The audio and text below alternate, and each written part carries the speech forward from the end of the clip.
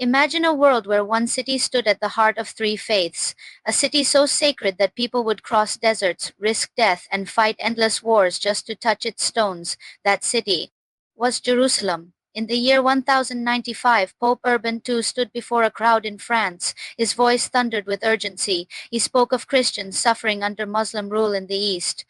And he promised something no one could ignore. If you take up the cross and march to Jerusalem, all your sins will be forgiven.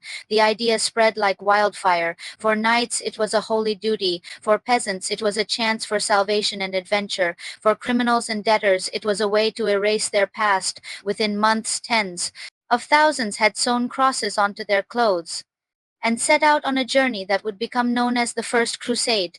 The road to the Holy Land was not paved with glory. Crusaders walked thousands of miles across Europe through freezing winters and burning summers. Hunger gnawed at their bodies, disease killed many before they ever saw a battlefield, and bandits attacked from the shadows. By the time they reached the walls of Jerusalem in the summer of 1099, their numbers had been reduced, but their determination was stronger than ever. For them, Jerusalem was not just a city, it was the center of their faith, the place where Christ had lived, died, and risen again. On July 15, 1099, the Crusaders launched their final assault. Siege towers rolled forward, arrows darkened the sky, and battle cries echoed through the walls. After days of brutal fighting, the Crusaders broke through the defenses. What happened next was devastating. The conquerors flooded the streets. Muslim and Jewish inhabitants, men, women, and children were slaughtered. Chroniclers wrote that blood ran ankle-deep in some places. For the Crusaders, this was divine justice. For the people of Jerusalem, it was a nightmare carved in history. News of Jerusalem's fall shook the Muslim world. Leaders could not ignore the loss of Islam's third holiest city.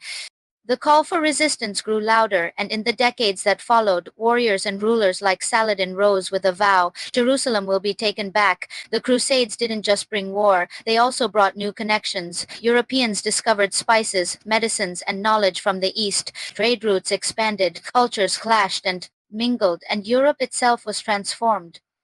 But at the same time, the hatred, mistrust, and bloodshed between Christians and Muslims deepened a scar that history still remembers.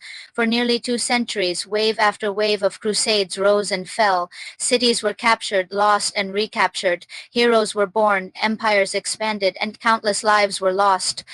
The capture of Jerusalem in 1099 was not just a victory for the Crusaders, it was the spark of 2 centuries of holy wars. It reshaped the balance of power, faith, and culture across Europe and the Middle East.